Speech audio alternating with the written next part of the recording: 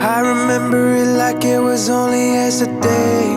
You made me a promise, yeah, you said you'd always stay, yeah. I gave you my heart like it was better off that way. Everything was different, but we always stayed the same. Look me in the eyes and tell me what you wanna say. I can see the honesty, it's pouring from your face, yeah.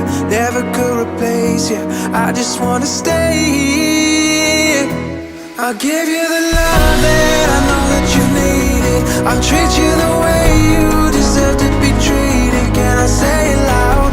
I will love you till the day that I die. Cross my heart, give you my whole life. Hey, you picked up the pieces of my heart when it had broke. We were never ones who thought about taking it slow, yeah. I just had to show you how much I really need you. Now you're walking to me from across a crowded room. Never thought that I'd be at a wedding as the groom. Yeah, I'm no good without you. I just wanna stay. I'll give you the love that I know that you needed. I'll treat you the way you deserve to be treated. Can I say it loud? I will love you till the day that I die. Cross my heart, give you my whole life. Despite all the feelings, I'll be right beside you as long as I'm breathing. Can I say it now? I will love you till the day that I die. Cross my heart, give you my whole life.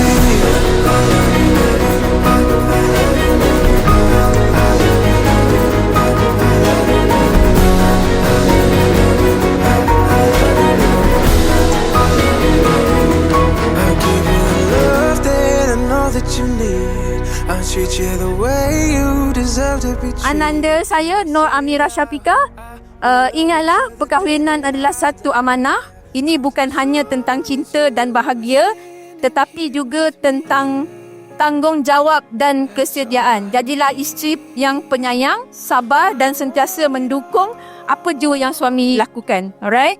So kepada menantu saya, iaitu Iskandar Zulkarnain, selamat datang ke dalam keluarga kami. Anggaplah kami seperti ibu dan keluarga sendiri. Dan kami akan mendoakan semoga Iskandar menjadi suami yang sabar, penyayang dan membimbing keluarga dengan iman. Distant visions within reach. All along they pull us onward. More than we can know. Faith that led us through the storm. Terima kasih kepada family, for both the family yang selalu support kita orang, apa yang kita orang buat.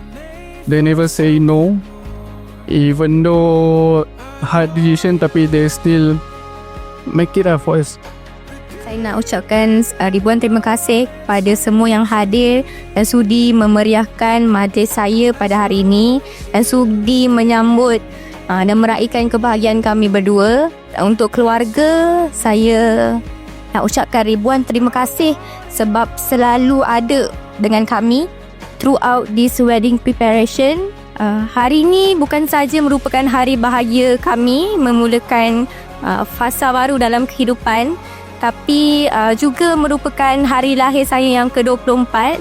Saya tak minta untuk orang wish birthday saya, tapi saya nak cakap, Mama, terima kasih sebab dah lahirkan Ya. Dah berjuang sehabis baik untuk Ya. Tak pernah cakap tak untuk Ya. Buat semua untuk Ya. Ya sangat hargai. The good and bad and all that's in between. As long as you are standing here with me, that's all I need.